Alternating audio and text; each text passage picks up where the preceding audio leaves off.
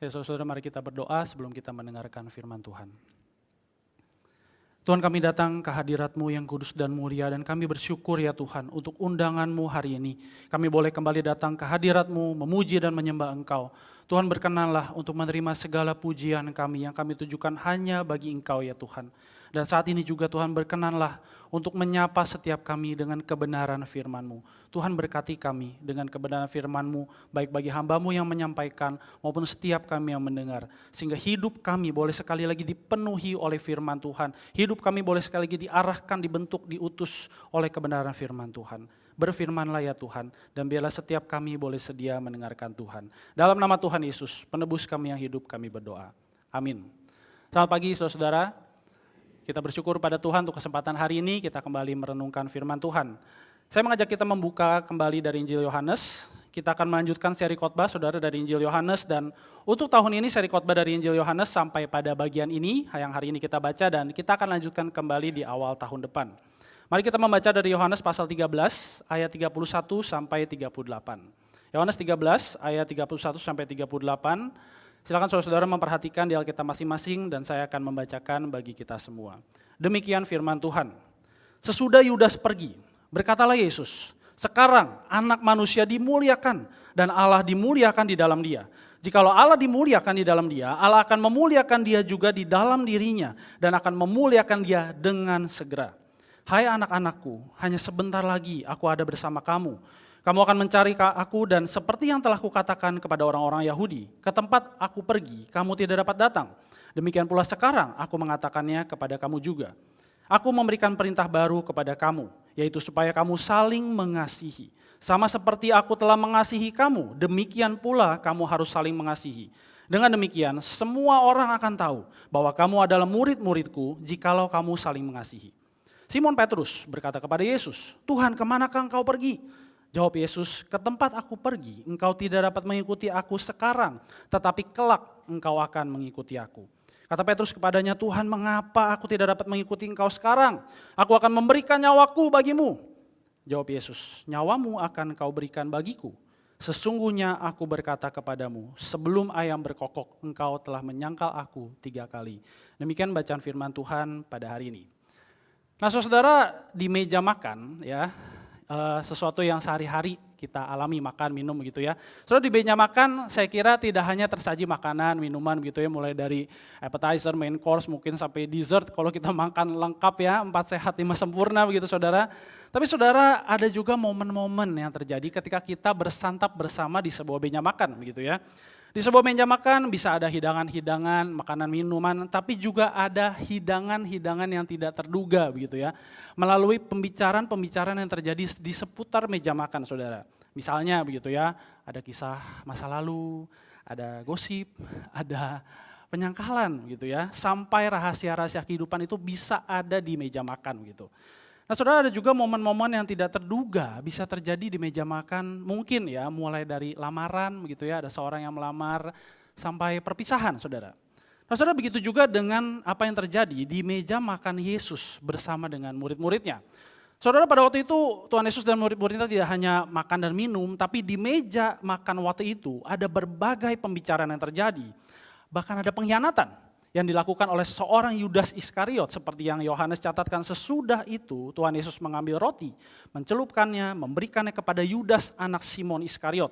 Dan sesudah Yudas menerima roti itu, ia kerasukan iblis. Maka Yesus berkata kepadanya, apa yang hendak kau perbuat, perbuatlah segera. Yudas menerima roti itu, lalu segera pergi. Pada waktu itu hari sudah malam. Saudara, tidak hanya waktu itu memang sudah malam dan sudah gelap, tetapi iblis dan kegelapannya sudah menguasai hati Yudas Iskariot yang segera mengkhianati Yesus. Sebuah ironi saudara, bagi seorang murid Yesus yang selama ini mengikuti Yesus begitu ya, bahkan dibasuh kakinya oleh Tuhan Yesus. Seorang yang baru saja dibasuh kakinya oleh Tuhan Yesus dan menerima roti dari Tuhan Yesus. Namun saudara perhatikan, tidak hanya ada ironi dari seorang Yudas Iskariot yang mengkhianati Yesus, tapi saudara di ayat berikutnya dari yang kita baca hari ini, ayat 31 sampai 32 saudara, ada kontras yang terjadi saudara. Ketika dikatakan sesudah Yudas pergi, sesudah pengkhianatan itu dilancarkan oleh Yudas, kemudian Yesus justru menyatakan tentang kemuliaannya dan kemuliaan Bapa di surga.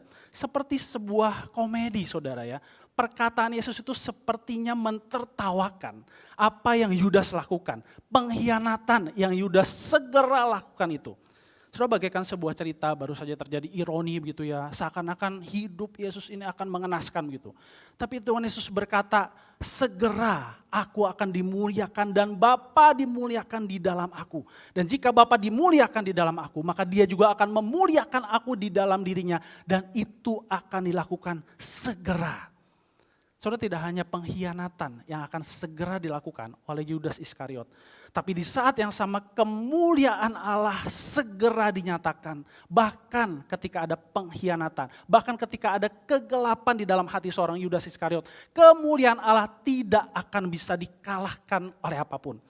Dan saudara, ketika Tuhan Yesus berkata kemuliaan ini, tentu ini mengingatkan kita kepada salibnya. Salib yang akan Tuhan Yesus terima. Dan saudara, ketika Tuhan Yesus berkata seperti ini, berarti dia tidak menghindari salib saudara.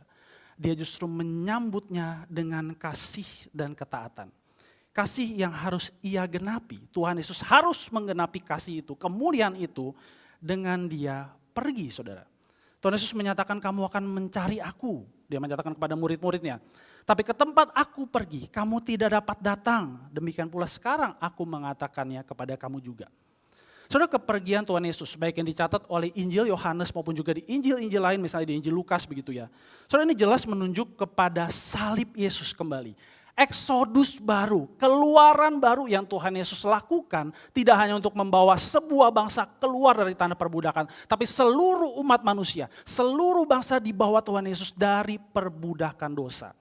Dan melalui perkataan Yesus tentang kepergiannya saudara, Tuhan Yesus mau menyatakan bahwa salib yang akan dia tanggung di depan dia ini, yang sudah sebentar lagi akan dia derita, itu belum menjadi bagian dari murid-muridnya sekarang.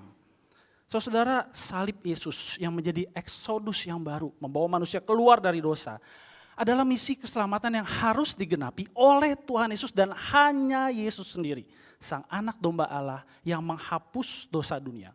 Dan setelah Yesus bangkit dan naik ke surga, barulah waktunya murid-murid Yesus mengikuti jalan salib Yesus, jalan penderitaan Yesus saudara. Tapi saudara, bukan berarti ketika Tuhan Yesus akan pergi begitu ya, ketika Tuhan Yesus akan disalib dan mati, Tuhan Yesus tidak meninggalkan sesuatu.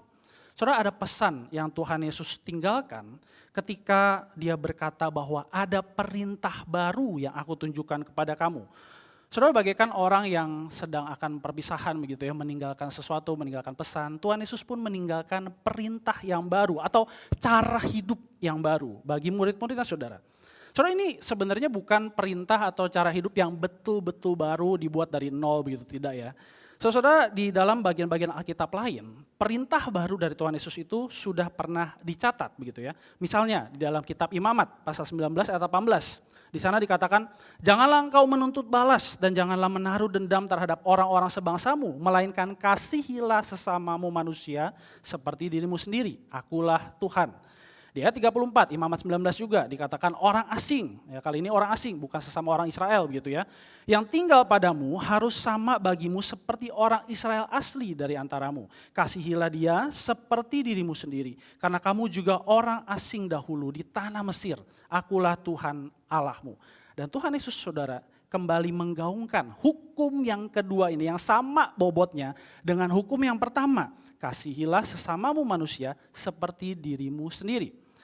Tapi saudara, mengapa kalau kita mencoba bertanya ya, kok Tuhan Yesus bilang ini perintah baru, padahal tidak betul-betul baru dari nol begitu ya. Nah saudara, apa yang Tuhan Yesus lakukan, apa yang Tuhan Yesus perintahkan ini, mari kita melihat bagaimana dia menyampaikannya. Bahwa ada kualitas yang baru dari bagaimana kita mengasihi sesama kita. Saudara, yang pertama, ketika Tuhan Yesus mengatakan, hendaklah engkau saling mengasihi, to love one another, mengasihi satu sama lain. Saudara, ada standar objek kasih yang baru. Ketika kita mengasihi, tentu harus ada objek ya, kepada siapa kasih kita ditujukan begitu ya. Dan saudara, Tuhan Yesus mengatakan satu sama lain. Artinya apa?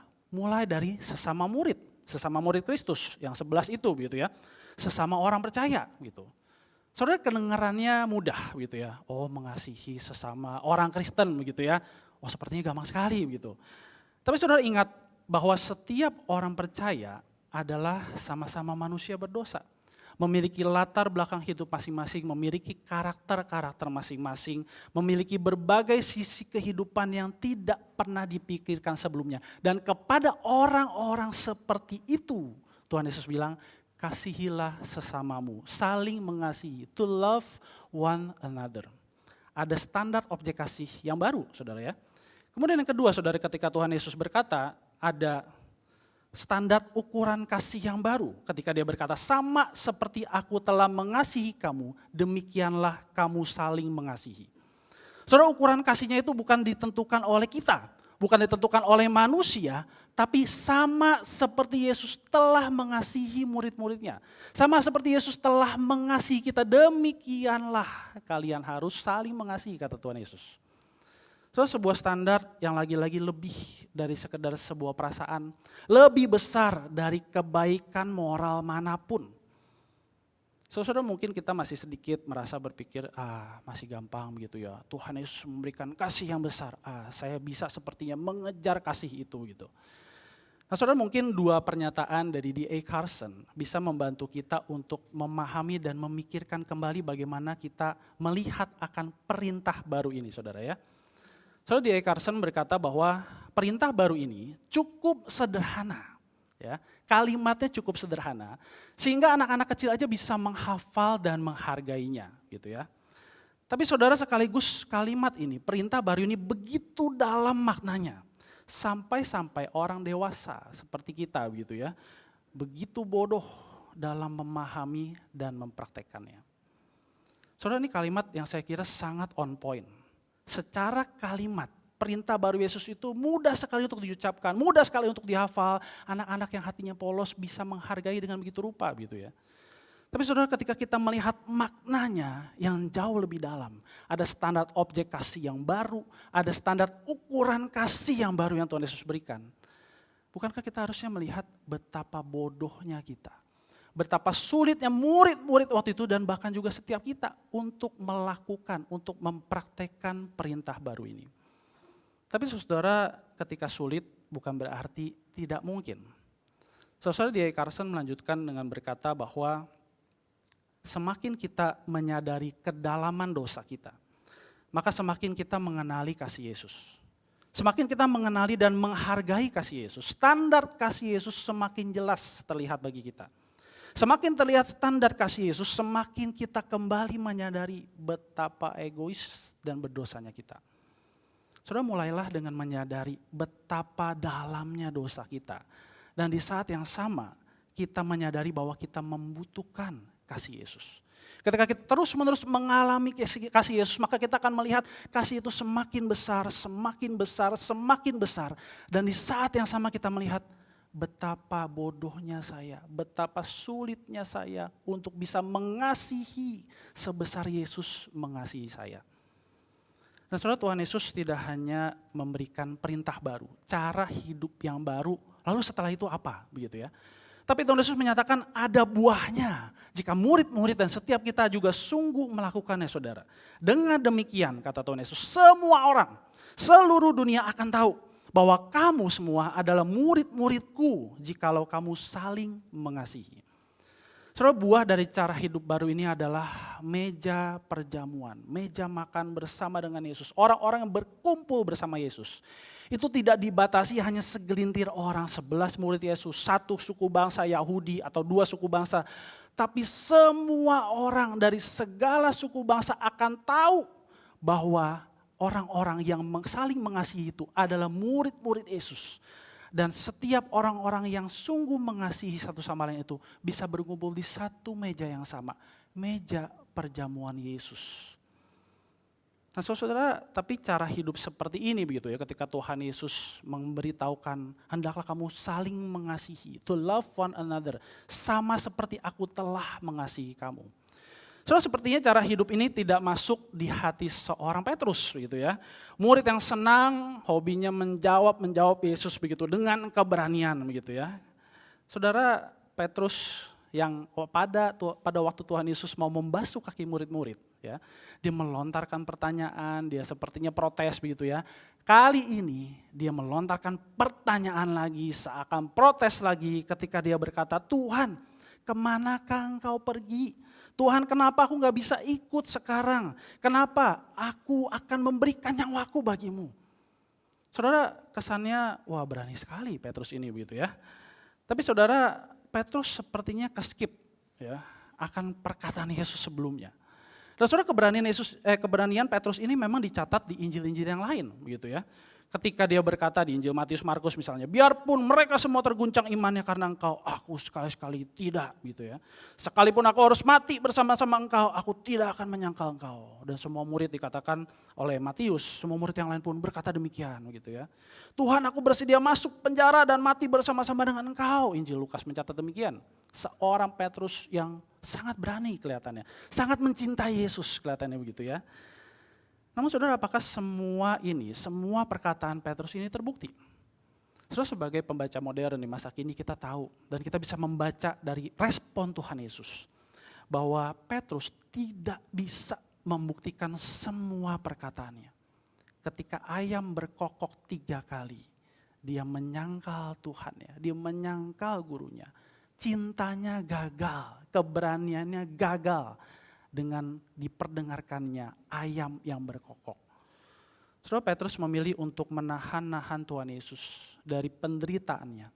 Menahan Yesus dengan ketidaksabarannya Petrus, keyakinan Petrus pada dirinya sendiri, cinta yang salah, dan cara mati yang konyol. Saudara, Petrus memiliki objek kasih yang salah dan ukuran kasih yang salah dan terlalu dangkal, saudara. Objek kasih Petrus adalah dirinya sendiri. Kebersamaannya dengan murid-murid lain, dengan Tuhan Yesus. Aduh, sebentar lagi Tuhan Yesus mau pergi. Aduh, lebih baik aku mengekspresikan cintaku dengan berani begitu ya kepada Yesus. Saudara, mengasihi Tuhan dengan cinta yang salah adalah jalan tercepat untuk membuat kita jatuh ke dalam dosa dan kita menyangkal Yesus. Namun saudara, kita patut bersyukur bahwa kisah Petrus tidak berhenti pada penyangkalannya. Saudara, kalau kita melihat kelanjutan kisah Petrus ketika kita skip begitu ya. Ketika Tuhan Yesus berkata, sesungguhnya aku berkata kepadamu sebelum ayam berkokok engkau telah menyangkal aku 3 kali. Saudara, Tuhan Yesus tidak hanya melihat dan mengetahui penyangkalan Petrus. Tapi di dalam anugerahnya kekal Tuhan Yesus sudah menyediakan pengampunan, menyediakan pemulihan untuk apa? Mempertobatkan hati Petrus kepada cinta yang sejati. Mengutus kembali Petrus untuk mengasihi dengan cinta yang sejati. Karena itu saudara, Tuhan Yesus juga berkata kepada Petrus, tetapi kelak nanti engkau akan mengikuti aku. Engkau akan mengikuti jalan penderitaan ini. Saudara, penyangkalan Petrus tidak berakhir seperti pengkhianatan Yudas. Karena di dalam anugerah Tuhan, Petrus menyesal. Petrus bertobat, Petrus kembali betul-betul menyerahkan hatinya untuk mengasihi Tuhan dengan apa adanya dirinya. Dan dia menyerahkan dirinya untuk menggembalakan domba-domba yang Tuhan percayakan. Tapi saudara, kalau kita kembali sedikit mengintip kelanjutan kisah Petrus begitu ya. Apakah Petrus secara konsisten menghidupi kasih Kristus? Saudara, Paulus mencatat, tidak. Galatia 2 ayat 11 sampai 14, di sana dicatat Petrus menunjukkan cara hidup yang munafik di hadapan kalangan Yakobus dan orang-orang percaya non-Yahudi. Tapi saudara, kasih Kristus kembali mengubahkan, meneguhkan Petrus. 2 Petrus pasal 3 ayat 15 menjadi buktinya. Dan Petrus terus setia mengasihi Tuhan dan mengasihi domba-dombanya sampai akhir hidupnya. Nah saudara, itu yang terjadi di meja makan Yesus waktu itu. Itu yang terjadi dengan Petrus. Dan saudara, hal ini ketika Tuhan Yesus menyampaikan perintah baru begitu ya, dan ketika Petrus meresponnya dengan begitu berani begitu. Saudara, salah satu momen teringat di dalam pikiran saya, yaitu ketika saya ada di seminari, saudara ya. Saudara, seminari mungkin bagi sebagian orang adalah tempat yang paling ideal ya.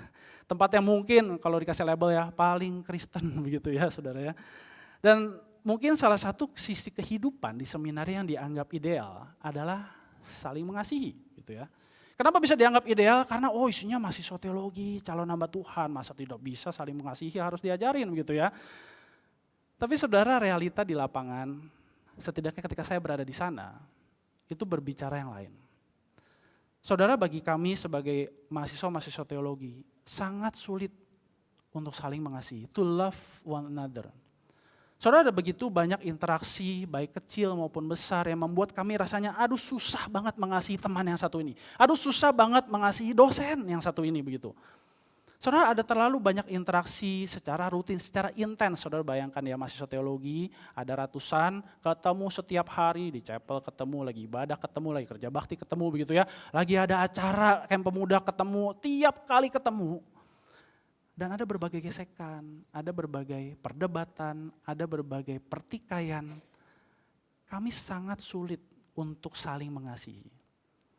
Saudara, tanpa anugerah Tuhan, tanpa kasih Kristus yang terus-menerus mengingatkan kami untuk saling mengasihi, rasanya kami tidak akan sanggup, saudara.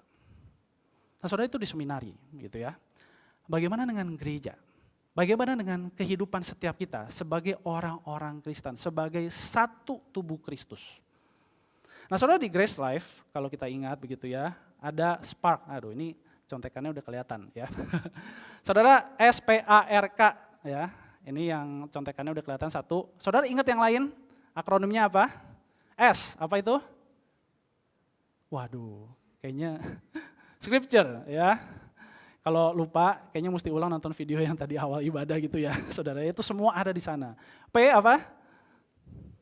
Prayer, pray, berdoa, doa-doa, hidup yang dipenuhi dengan doa gitu ya. A, oh ada contekannya ya, abundant in love, penuh dengan kasih, limpah dengan kasih gitu ya. R apa, saudara?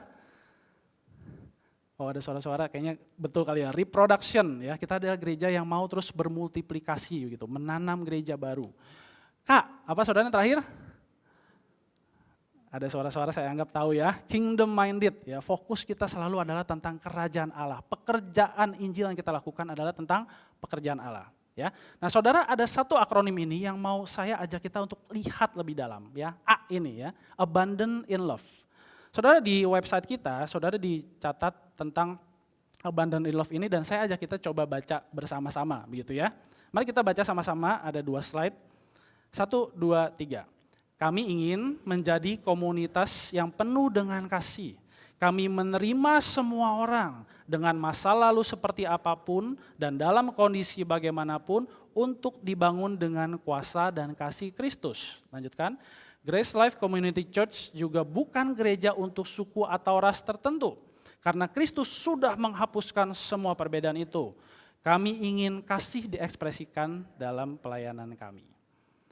Nah, saudara ingat beberapa frasa atau kalimat yang saya highlight tadi begitu ya. Saya coba ulang lagi ya biar kita bisa lihat. Komunitas yang penuh dengan kasih. Menerima semua orang, catat ya, semua orang, tidak pilih-pilih begitu ya. Dibangun orang-orang ini yang beragam kehidupannya, masa lalunya, tingkah lakunya begitu ya. Dibangun dengan kuasa dan kasih Kristus gitu. Karena Kristus sudah menghapus semua perbedaan. Kita bukan gereja hanya untuk orang-orang tertentu, tapi untuk semua orang. Kristus sudah menghapuskan perbedaan-perbedaan yang ada, dan kita ingin kasih diekspresikan di dalam pelayanan kita, di dalam setiap kehidupan kita, gitu ya. Nah, saudara sudah baca 2 slide ini. Sekarang saya ajak kita untuk melihat kiri, kanan, depan, belakang kita. Ya, silakan. Jangan salaman dulu ya saudara ya, ini kita belum selesai ibadah ya. Boleh lihat kiri kanan kita, terutama yang belum dikenal begitu ya, atau depan belakang ya. Kalau kayak teman-teman pelayan di depan nggak bisa lihat ke depan ya, lihat di belakang-belakangnya begitu ya. Sudah? Lihat muka-mukanya ya. Saudara, sekarang saya mau bertanya, apakah mudah untuk mengasihi orang-orang di sebelah kiri kanan saudara dan di depan belakang saudara? Jangan jawab takut ya, nanti jadi perdebatan tiada hentinya begitu ya. Saudara, kalau saya bisa rangkumkan jawaban kita gitu ya, mungkin beragam. Saudara, mungkin ada di antara kita yang berkata mudah dong mengasihi, saya kenal kiri kanan saya ini keluarga saya, depan saya teman saya, belakang saya teman sepak saya mudah sekali untuk mengasihinya. Tapi kalau nggak kenal, ya nggak kenal ya gimana ya, sulit begitu. Tapi saudara, saya tanyakan pertanyaan ini lagi ya. Kalau kita merasa mudah untuk mengasihi orang-orang yang kita kenal atau kita anggap mudah untuk dikasihi begitu ya. Lalu semua alasan, semua hal yang kita pikir kita bisa berkata, saya mudah untuk mengasihi dia. Semua hal itu runtuh, tidak ada. Apakah kita tetap mengasihi orang-orang itu? Sebaliknya saudara, bagi kita yang berkata, aduh saya sulit mengasihi orang-orang tertentu ini begitu ya. Atau saya sulit mengasihi orang yang saya tidak kenal begitu. Tapi kalau Tuhan berikan kesempatan, ternyata ada satu aja alasan yang bisa membuat kita mengasihi dia. Apakah kita mau mengasihi dia? Nah saudara, bukankah kedua pertanyaan ini membuktikan sangat sulit bagi kita untuk melakukan perintah Yesus ini. Saling mengasihi satu sama lain. Abundant in love. Bukan sekedar love yang biasa ya. Abundant, penuh dengan kasih. So jika kita memakai objek kasih yang salah, ukuran kasih yang salah, maka kita akan selalu kesulitan untuk saling mengasihi satu sama lain. Tapi saudara, sekali lagi, sulit bukan berarti tidak mungkin. Saudara, ini mungkin. Maka Tuhan Yesus memberikan perintah ini saudara. Karena itu mulailah dengan menyadari betapa miskinnya hati kita akan kasih yang sejati itu. Dan mari kita meminta kepada Yesus seperti sebuah lagu. Ajarilah kami ini saling mengasihi. Ajarilah kami ini saling mengampuni. Ajarilah kami ini kasih-Mu ya Tuhan. Kasih-Mu kudus tiada batasnya. Saudara, itu yang pertama. Mari kita menyadari betapa kita membutuhkan kasih Tuhan. Lebih dulu saudara. Menyadari betapa Yesus telah mengasihi kita. Itulah fondasi dan modal terutama bagi kita. Untuk kita bisa saling mengasihi satu sama lain. Kita bisa tetap mengasihi bahkan ketika tidak ada alasan untuk mengasihi. Lebih mengasihi ketika Tuhan memberikan kesempatan. Mengasihi dengan kasih yang Tuhan sudah tunjukkan di atas kayu salib. Kasih yang Tuhan tunjukkan ketika Tuhan Yesus berkata menjadikan orang-orang berdosa sebagai objek kasih-Nya. Bapa, ampunilah mereka, kasihi mereka, karena mereka tidak tahu apa yang mereka lakukan. Kasih yang sudah menggenapi, membayar lunas semua hutang dosa kita, menghancurkan segala tembok perbedaan. Ketika Tuhan Yesus berkata, sudah selesai dari atas kayu salib saudara. Nah saudara, yang kedua, mari kita melihat kebenaran firman Tuhan hari ini dengan sebuah lagu begitu ya, cerita dari sebuah lagu saudara. Saudara, Francis Ridley Havergal, seorang penulis berbagai himne yang sangat terkenal, dan salah satu himne lagu yang dia tulis begitu ya adalah Take My Life and Let It Be. Pakai hidupku ini begitu ya. Saudara, ini lagunya cukup familiar, tapi ada lagu lain, himne lain yang Francis tuliskan berjudul I Gave My Life for Thee, yang judulnya diterjemahkan Nyawaku Diberikan gitu ya. Sebuah himne yang terinspirasi ketika Francis melihat sebuah lukisan Yesus seperti yang saya tunjukkan ini. Diberi judul lukisan ini Ecce Homo gitu ya. Behold the man, lihatlah manusia itu. Yohanes 19 ayat 5b begitu. Sebuah lukisan yang memperlihatkan Tuhan Yesus yang menderita akan disalib ya. Bukan penampakan yang berdarah-darah begitu saudara ya, atau mengerikan, tapi yang sedikit lebih manusiawi. Kalau kita perhatikan gitu ya, ada mahkota duri dengan tetesan darah di kepalanya, ada tangan yang diikat. Leher Yesus juga diikat. Kedua mata Yesus yang lesu dan sembab karena bekas pukulan. Namun saudara, yang menarik perhatian Francis adalah tulisan yang memang tidak terlalu terlihat di dalam bahasa Latin di bagian bawah lukisan itu. Saudara, tulisannya di dalam bahasa Latin dituliskan demikian. Ego prote haec passus sum, tu vero quid fecisti pro me. I have suffered these things for you, but what have you done for me? Aku sudah menderita dengan seperti ini, tapi apa yang sudah kau lakukan bagiku? Kalimat yang menjadi perenungan Francis Havergal dan kemudian melahirkan syair dari lagu ini saudara. Nyawaku diberikan bagimu, apa kau beri padaku? Nyawaku diberikan bagimu, apa kau beri padaku? Saudara, ketika saya membaca pertanyaan Yesus kepada Petrus begitu ya, nyawamu akan kau berikan bagiku gitu ya. Saudara, syair dari lagu ini otomatis terngiang di pikiran saya. Syair lagu ini, pernyataan Petrus, jawaban Tuhan Yesus waktu itu seketika bersatu dan membuat saya bertanya, apakah saya seberani Petrus gitu ya, bisa berkata, Tuhan aku akan ikut kemanapun engkau pergi, bahkan aku akan memberikan nyawaku kepadamu gitu. Apakah saya bisa berkata seperti Petrus, aku rela mati masuk penjara bersama-sama dengan engkau? Atau saya juga bertanya, apa bedanya saya dengan Petrus waktu itu? Apa bedanya kita dengan Petrus yang dengan berani berkata waktu itu? Saudara, sekalipun kita tidak berkata-kata seperti Petrus, bukankah kita sama seperti Petrus? Saudara, kita adalah orang-orang yang mudah untuk merasa sudah bisa mengasihi Yesus. Kita adalah orang-orang yang mudah untuk jatuh kepada objek kasih yang salah dan standar ukuran kasih yang salah di mata Tuhan. Kita merasa bisa memberikan segala-galanya kepada Tuhan. Kita bisa merasa sudah memberikan semuanya bagi Tuhan. Tapi ketika Tuhan bertanya pertanyaan yang sama, semuanya sudah kau berikan bagiku. Apa yang menjadi jawab kita, saudara? Saudara, saya kira jawaban yang paling pantas adalah, Tuhan, kasihanilah aku. Ini hatiku, kasihilah lebih dulu.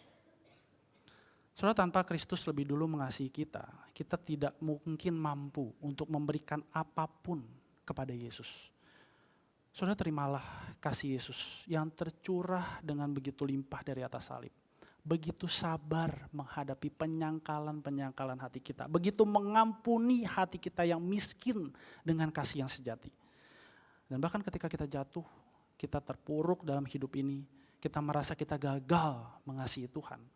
Kasih Tuhan tetap tersedia bagi kita. Kasih yang akan mengangkat kita lagi, memulihkan kita lagi, membentuk hidup kita semakin hari semakin mirip Kristus. Kasih akan terus-menerus mengisi tangki hati kita sampai penuh, bahkan luber. Dan ketika seluruh dunia melihat luberan kasih Yesus itu, soalnya mereka bukan melihat kita yang penuh dengan kasih, tapi mereka melihat kasih yang serupa dengan salib Yesus. Kasih yang indah dengan kemuliaan Yesus. Kasih yang sudah mengisi hati kita dan memampukan kita untuk mengasihi sesama kita. Apa menjadi respon kita, saudara? Mari kita berdoa.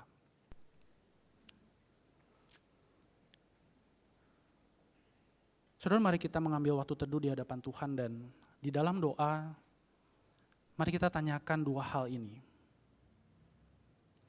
Saudara, apa yang membuat kita sulit untuk saling mengasihi? Apakah kita merasa ada banyak sekali tembok pemisah antara saya dan dia, saya dan mereka, kami dan dia, kami dan kalian, yang membuat kita sulit untuk saling mengasihi, bahkan sesama orang percaya, bahkan satu gereja? Mari datang kepada Tuhan dan mohon ampun di hadapan Tuhan. Berkatalah kepada Tuhan, hatiku begitu miskin akan kasih-Mu Tuhan. Kasihilah hatiku, kasihanilah aku. Dan biarkan kasih itu boleh meluber kepada orang-orang yang aku rasa sulit dikasihi, kepada orang-orang yang mungkin secara manusia tidak pantas untuk dikasihi. Dan yang kedua, saudara, mari kita bertanya, apa yang membuat kita merasa sudah memberikan segalanya untuk mengasihi Tuhan? Apakah kita selama ini mengasihi Tuhan dengan sekedar menjadikan seorang Yesus, figur Yesus itu adalah objek yang perlu terus-menerus menerima kasih kita? Apakah kita selama ini merasa sudah mengasihi Tuhan dengan ukuran kasih, standar kasih kita yang sebenarnya masih jauh dibandingkan kasih yang Tuhan sudah buktikan di atas salib? Mari datang juga kepada Tuhan. Dan biarkan kasih yang serupa salib itu kembali mengisi hati kita. Membuat kita mengakui kita tidak akan mampu untuk mengasihi Tuhan jika Tuhan tidak lebih dulu memenuhi hidup kita dengan kasih-Nya. Mari datang kepada Tuhan dan kembalilah terkagum akan kasih-Nya dari atas salib bagi kita.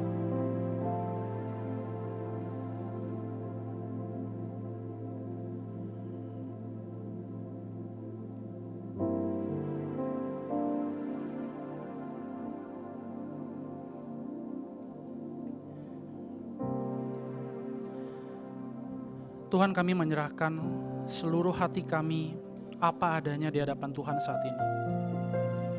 Tuhan, lihatlah betapa miskin, betapa kosongnya hati kami dengan kasih yang sejati yang Tuhan sudah tunjukkan dari atas salib. Dan Tuhan, permohonan kami adalah penuhi lagi hati kami terus menerus dengan kasih dari salib-Mu ya Tuhan. Kasih yang penuh dengan pengampunan, pemulihan, pertobatan hati.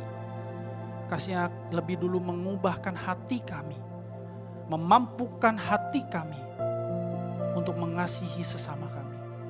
Mengasihi orang-orang di sekitar kami yang Tuhan tempatkan. Mengasihi keluarga kami, teman-teman kerja kami. Mengasihi teman-teman kelompok kecil kami, teman-teman Spark kami. Bahkan mengasihi orang-orang yang kami pikir sulit dan tidak pantas untuk dikasihi. Tuhan, tolong kami untuk boleh bisa mengasihi orang-orang yang Tuhan percayakan di sekitar kami. Sehingga suatu hari nanti Tuhan, ketika Engkau datang kembali, Engkau mengundang kami ke dalam perjamuan-Mu ya Tuhan. Kami melihat di meja-Mu pemandangan yang indah. Karena seluruh manusia yang percaya dalam nama Yesus, siapapun dia, latar belakang apapun kehidupannya, kami ada bersama-sama dengan mereka. Kami saling berpandangan.